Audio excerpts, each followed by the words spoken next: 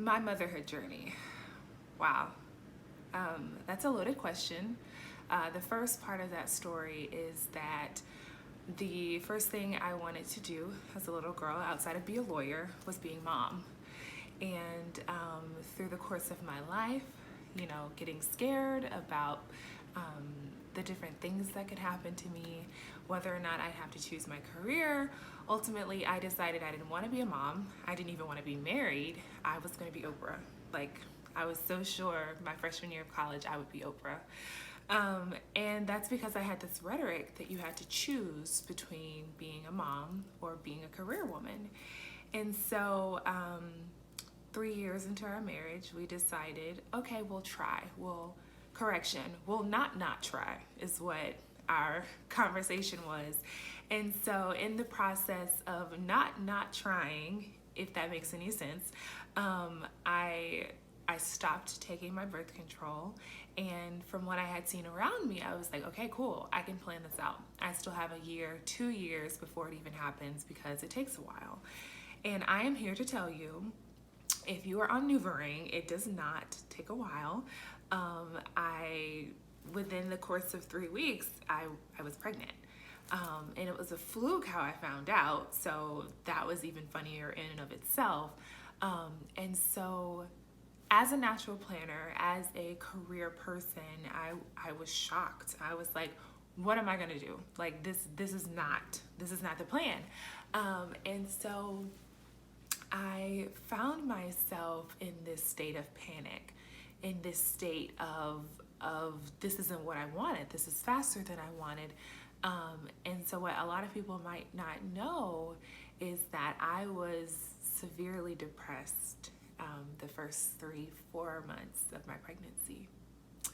I started to have all these doubts about being a good mom, about wanting to be a mom, about just everything. And then the natural planner in me, we were in Alaska at the time, so there was this added kind of sadness because this was during the darkest and coldest time of the year. And so here I am, what I thought I wanted, I wasn't so sure if I wanted. And so the first few months of pregnancy were really hard. I cried almost every night. And I had to do a lot of praying. A lot of soul searching. And I was surrounded by wonderful mothers in Alaska who were able to give me a lot of support. So after the first trimester, the second trimester was a lot more fun, if you will, because that's when we found out it was a boy. I got to start planning our baby moon. So some of those things really excited me a lot more. I was a lot happier. I felt beautiful. A lot more people could tell at that point because I was so small for most of it. People didn't even know I was pregnant. I wasn't telling people I worked with. So once I was able to show my bump off, it was a lot more fun. I felt beautiful. My husband thought I was beautiful, so that helped. And then, it just kind of went on from there. Now, having the baby, that's a different story. I panicked when I went to our birth class and they showed me a video of a woman giving birth. I had never seen the full-fledged thing. So I was freaking out. I was like, this thing is in me and now it's gotta come out. No matter what, it has to come out. And so I made the decision then and there for me and my anxiety levels that a natural birth would work best because I did not process my whole life that in order to get the epidural, you are numb. You can't walk, you can't move, you are trapped to that bed. And when I saw videos of women in my vision now that was trapped to that bed, it just didn't look pleasant. It looked more painful. And so I wanted the experience where I could walk around, I could move around, I could dance, I could be in the shower, I could be in the tub, I could labor different positions. And so that's what I decided. And about 2 months before Zai got here, my blood pressure started to elevate and there was swelling in my feet. And so ultimately it was decided that I was bordering preeclampsia, which I had seen my 2 really good friends go through 3 years prior another reason why I was so anti getting pregnant, because it really traumatized me. Like, I saw them in the hospital, both of their babies were in NICU. And so when she said the word preeclampsia, like, here's my stress level going up again. So we went back and forth for weeks going to the doctor, and they ultimately decided that we would set a date 2 weeks early. Again, the planner in me is like losing my stuff, okay? Like, I'm losing it. And so we selected the date, went in, got induced. You know, there's so many details in there, but let's just say after a while, I was like, why did I want to do this naturally? But I'm gonna give a shout out to Anna Gagne Haas because I love her. And my supervisor was actually pregnant the same time as me. And she gave me wonderful advice about just letting my body do what it's going to do, that my body knows what to do. It's gonna push with or without my help. And so I kept that in my mind. And another person I'm gonna shout out is Carmen Dickerson. Love you, sis. She was my doula, and she actually is a labor and delivery nurse. I was lucky enough that she was off the days that we were having Zai. And so she was there in my ear, and I had my husband in my ear. But since the baby was 2 weeks early, none of my family was there, which I cried about. My grandmother was supposed to be there, and I cried because I was like, this is not how it's supposed to go. But he got here. You know, there was some testing moments there that I was like, you know what, 5 more minutes of this, bring the epidural. But I did it, and I was very proud of me. I've never broken a bone, so I wanted to prove to myself and to Jamal that I was strong, that I could do it. And I did. And so that's the moment that I'll always have. Now, the after part, this is what nobody tells you about. The after having Zai, I was in so much pain. I couldn't walk to the bathroom on the second day. I couldn't shift in the bed. I was in pain. And what I noticed is, as lovely and attentive as all of my doctors were, when I explained my pain, everyone would say, well, you just had a baby. It's supposed to hurt. And I felt like that was the most dismissive statement I've ever heard in my life, because I felt everything. Trust me, I now know my pain tolerance, and I now know what real pain is. And if I'm still saying that something hurts, people should believe me.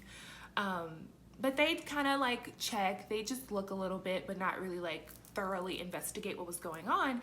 And so we got dismissed a couple days later because Zai had jaundice.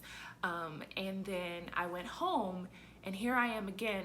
I can't walk, like I'm in excruciating pain. So I finally get a follow-up call from the nurse, and I was like, hey, I'm in pain. They said, come in.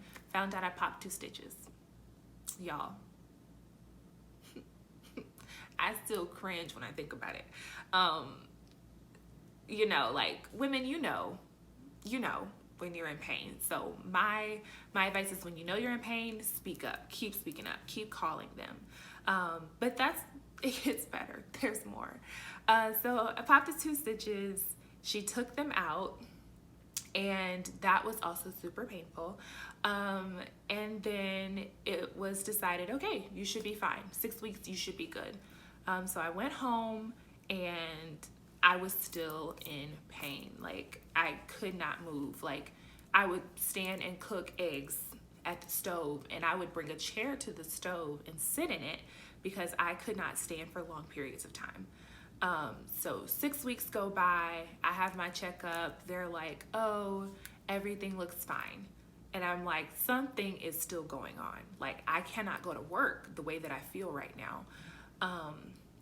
And so at that point in time, unfortunately for me, my OBGYN, my doctor who delivered my baby, or labor and delivery, whoever, she moved. She no longer was doing OBGYN. She said she had seen enough. She was like, this is the worst tear I've ever seen. I did tear in 3 places. That's kind of part of what's happening here.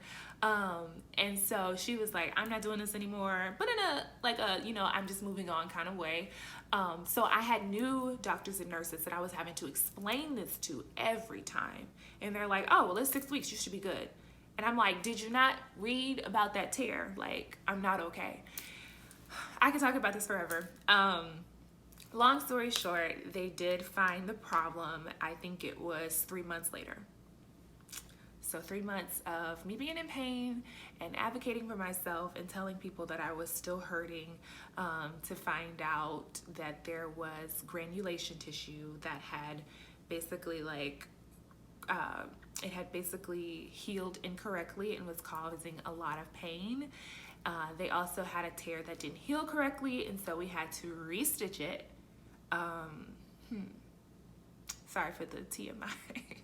But just, just in general, that was very traumatizing for me. And so I wholeheartedly believe that everyone should have a doula, that everyone should always advocate for themselves. Husband, educate yourselves. Know what your wife's or your girlfriend's pain tolerance is, because you very well might have to save us. You very well might have to speak up for us. And so a lot of my story is about me. Outside of that, my support system was phenomenal. My husband, since he's military, was able to be home. So Jamal was home for like the first month, I want to say.